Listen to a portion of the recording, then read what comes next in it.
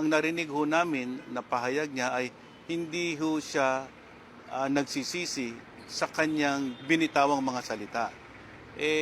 Sa amin po, ang intindi namin doon, mukhang seryoso siya doon sa mga iniwan niyang salita at hindi niya binabawi. In all fairness, the NBI and the Department of Justice is just doing its duty to investigate and possibly prosecute the crime if warranted based on the evidence. So we are a bit,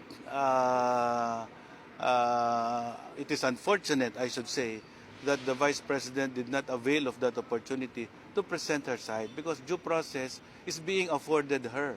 I do not understand why she does not want to be part of the process which could possibly exculpate her or get her out of criminal liability. So the other thing that we are looking at is the NBI would want to investigate also the alleged threats that is posing danger to her life. We wanted to get some details, what is the situation, so that the NBI will conduct a follow-up investigation to also take measures to protect her life. Tungkulin po ng ating pamahalaan na pangalagaan din ang kaligtasan ng Vice Presidente. At kaya po ang NBI ay nagsusumikap na kunin ang statement niya kung ano po yung mga sitwasyon na nagbibigay ng banta sa buhay niya para humasog po natin. At yun po ang nasayang na oportunidad dahil hindi po dumalo ang ating Vice Presidente sa imbitasyon ng NBI. Sir, dun sa letter, nabasa niyo na po ba yung sulat? Tapos may dahilan po siyang sinasabi po doon. Ano po yung reaction po ninyo doon?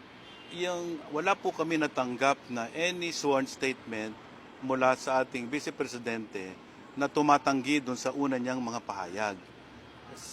Ang natanggap lang namin ay isang sulat mula sa abogado na nagsasabi na hindi daw makapagbibigay ng tamang hustisya ang Department of Justice dahil po kami ay under ng Office of the President. Hindi po tama yun.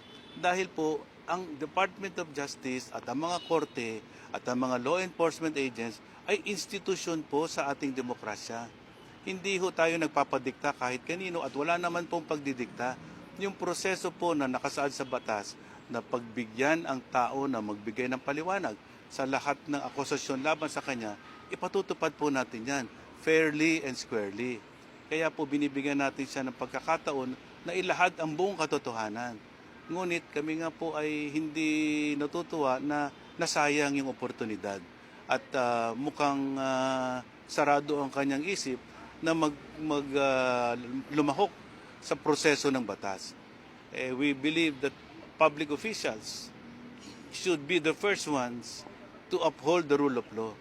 And the rule of law is subjecting yourself to the processes that are outlined in our laws, duly passed, in the rules that have been issued by the Supreme Court, and all of this should be emulated by everyone. How can we have a government that will not follow the rule of law? Public officials should be the first one to follow the rule of law. And being part of the process of investigation is an affirmation that we believe in the rule of law.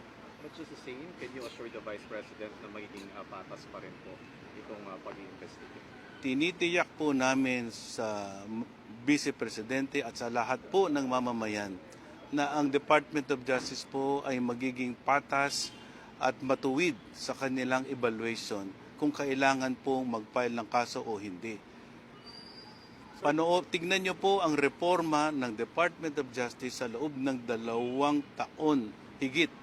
Lahat po ay nakasentro sa karapatang pantao, primacy of human rights, and observance of the rule of law.